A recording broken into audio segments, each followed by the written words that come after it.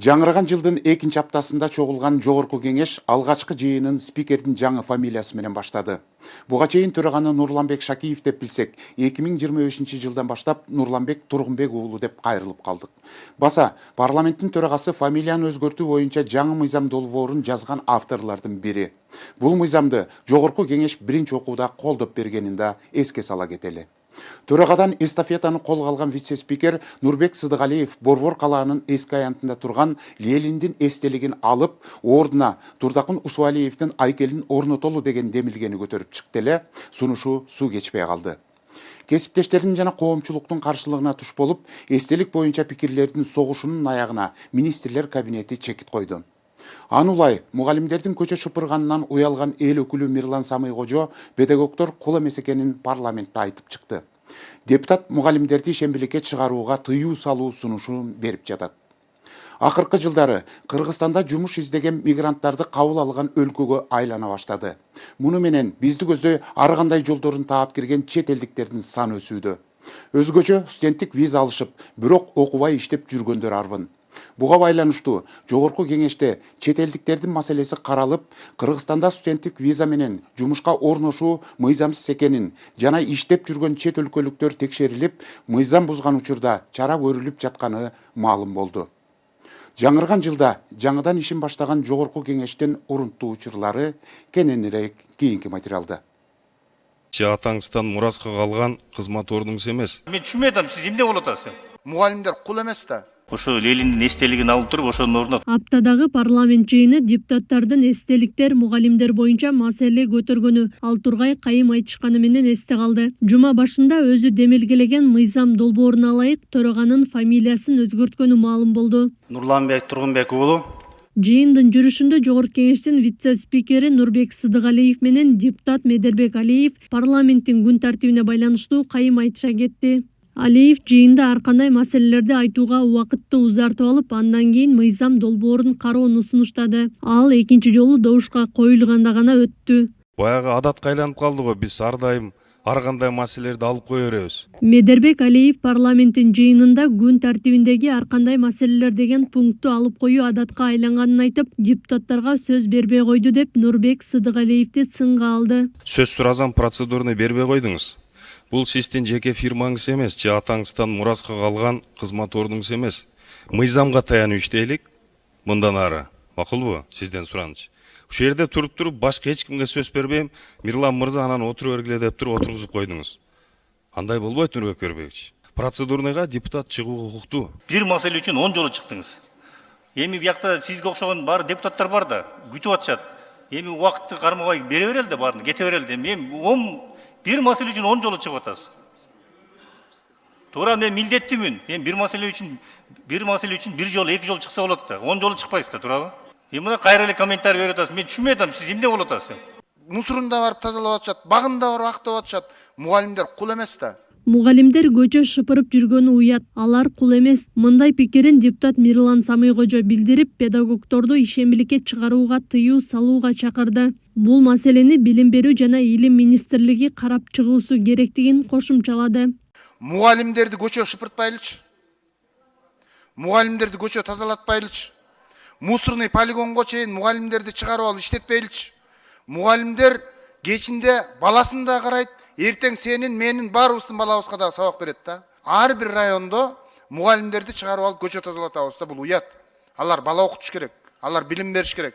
Кандай дейсиз? Ушул нерсени тыюу салыныш керек. Мугалимдер чыкпашы керек деп ойлойм мен. Мусорный полигонго чейин барып мугалимдер тазалап атат. Бирөөнүн эшигинин алдындагы мусорунда барып тазалап атышат, багында барып актап атышат. Мугалимдер кул эмес да. Биз мугалимдерге статус берели. Коомчулукта ушул маселенин талкуусуна бир чекит коюла элек. Бул жаатта кайчы пикирлер бар. Бирок мугалимдер жана окуучулар кадимки жумушчу күчкө айланып баратканын айткандар дагы жок эмес. Билим берүү тармагында дээрлик 40 жылдан ашык тажрыйбасы бар педагог Гүлнара Анарбаева мындай нерселерди токтотуу керек деп эсептейт. Анткени Союз мезгилинен тарта мугалимдерди шайлоо, майрамдык иш-чаралар жана ишембиликтерге тартуу нормалдуу көрүнүшкө айланып калганын айтат. Ана мугалимдерди күнүмдүк баягы кул катары эле кечке эле пайдалана берген дагы болбой калат да. Ошондуктан ошол мугалимдерди азыр биз коргошубуз керек. Бүт шартты түзүп берип, акыркы заманбап баягы материалдар менен жаптып, мына акыркы замандарда жакшы болот. Баягы ноутбуктар менен камсыз кылып атат, башка кылып атат, айлыктарын көтөрүп атат. Эми ошону дагы баягы экономикалык жактан дагы көтөрүп койсо, мугалимдерде ошончолук кызыгуу пайда болуп, жаштарды тарбиялаганга көп аракеттер кылышмак. Сезон, любой сезондо жамгырбы, карбы, ысыкпы, ошо бекер күч да булчу, бекер күч мугалимдер. Көчөлөрдү тазалап аткан, парктарды тазалап аткан окуучулар менен. Эми булар өзүнүн жеке убактысында чыгып атат да. Макул өзүнүн мектебин айланасыны тазаласа дагы. Жок, баланча министр келип атыптыр, баланча чоң келип атыптыр деп эле көчөлөрдү чекелерин тазалатат да. Карап коем, булар эми башка иши жокпу? Мугалим действительно балдарды окутуш керек. Ошо Лениндин эстелигин алып туруп, ошонун ордуна Турдакын Усубалиевдин эстелигин койсок ушул жергечи. Жыйында Бишкектеги эски аянттагы Владимир Лениндин эстелигинин ордуна Турдакын Усубалиевдин эстелигин коюу сунушу берилди. Мындай демилгени вице-спикер айтып чыкты. Ал эми депутат Исхак Масалиев Лениндин эстелигин алуу маселесин козгобой турууну суранды. Ал тарыхка токтолуп, Кыргызстандын эгемендүүлүккө жетишине пайдабал түзгөндөрдүн арасында Владимир Лениндин ролу абдан чоң экенин айткан жайы бар. Мен айтат элем, тиги ошол жерде Лениндин эстелиги турат. Ошо Лениндин эстелигин алып туруп, ошонун ордуна Турдакын Усубалиевдин эстелигин койсок ушул жергечи. Муну бул менин сунушум именно ушу Кочкор районунун тургундары дагы мага кат менен кайрылышыптыр. Мен ошол үнүн жеткизип коеюн деп атам да. Эми Турдакын Усубалиевич мен айтпасам дагы бул Кыргызстанга кошкон салымын баарыңыздар жакшы билесиздер. Экинчи маселе, мен постоянно көтөрүп келатам, Бишкектеги 4 районду аттарын өзгөртүү боюнча. Суранат элем, мен эч кимден туура эмес, туура деп айта албайм мен. Бирок мен суранат элем, бул демилгени Ленин эстелигин алып коюу боюнча козгобой турсак, өтүнүш бул. Козгобой турсак. Атаган улуу аксакалыбыз Турдакын Усубалиевдин эстелиги 200 метр жанында турат аллеяда. Мамлекеттик ишмерлердин эстеликтери турат. Татыктуу кишилер. Biz ал кишилерге айтып атабыз. Мына айтып атабыз, Исхак Разаков деп атабыз.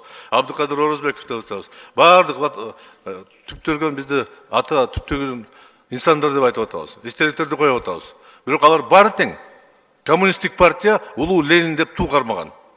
Анан биз алардын жаркын элесин сактап, келечекке өткөрүп, анан жанында жүргөн идеологияны четке чыгарганыбыз менимче бир аз ката болуп калат да. Ал ортодо депутаттардын ортосундагы кайчы пикирлерди жараткан эстелик маселесине Кыргыз өкмөтү үн катты. Министрлер кабинетинин төрагасынын орун басары Эдил Байсалов өкмөттүн эски аянттагы Лениндин эстелигин алуу боюнча планы жок экенин билдирди. Ала Тоо аянтындагы Владимир Ильич Лениндин эстелигинин статусу мыйзам менен 2000-жылы бекитилген. Мындан улам ал эски аянтка көчүрүлгөн. Лениндин эстеликтерин демонтаждоого биринчи болуп Турдакын Усубалиев каршы болгон.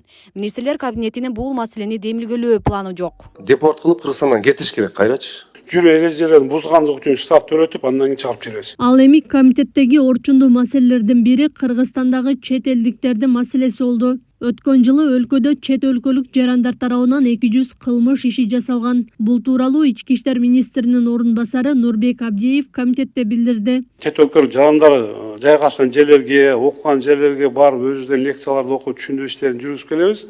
Ошондой болсо деле, былтыркы жылдын эсебинен карап көрсөк, чет өлкөлүк жарандар тарабынан 200 кылмыш жасалган. 200 кылмыш жасалган. Бул кылмыштар негизинен деген алдамчылык кылмыштар, адам сатуу, мыйзамсыз миграция жаатында, уурулук боюнча жаатында кылмыштар менен кармалып, ошо 200 кылмыш боюнча чет өлкө жарандар кылмыш жолуна тартылууда азыр келди. Түшүндүрүү иштерин жүргүзүп жатабыз. Эми булар бир топ жарандар ал жакта мыйзам бузуулар арасында болот экен. Алдын алуу боюнча профилактика иштерди да жүргүзүп атабыз. Кыргызстанга студенттик виза менен келгендердин жумушка орношуусу мыйзамсыз. Нурбек Абдиев ар бир чет өлкөлүк визанын багытына жараша пайдаланышы керектигин билдирди. Доставка болуп жаткан жана скутер менен жүргөн жарандарды биз токтоп, бардык скутерлерин штрафстанокко коюп, аларга штраф салгандан кийин токтот. Ато көчөнүн баарында эле ошол мотоциклин илип алып доставкага кирип кеткен болчу. Өздөрү мындай деген тилди билбейт. Эки отуруп алып жүргөндөрдүн баардыгын биз деген жол кыймыл коопсуздугуна тапшырма берип, ошо кармап, бардык скутерлерин барып штрафстанокко койгондон кийин гана токтоду. Булардын жүрүү эрежелери туура эмес кылгандары. Окуганы келгендер окуш керек. эмгек квотасы менен келгендер өзүнүн карап ошол багыты боюнча иштеп алып барыш керек. Өткөн жылы чет элдик жарандарга Кыргызстанга келип иштөөгө 25 000 квота берилген, бирок анын 3 000-и пайдаланылган эмес. Ал эми квота менен келгендердин көбү Бишкек жана Ош шаарларында иштеп, дээрлик 58% курулуш жана тигүүчүлүк жаатында эмгектенишет. Аклай Карабаева, Регион.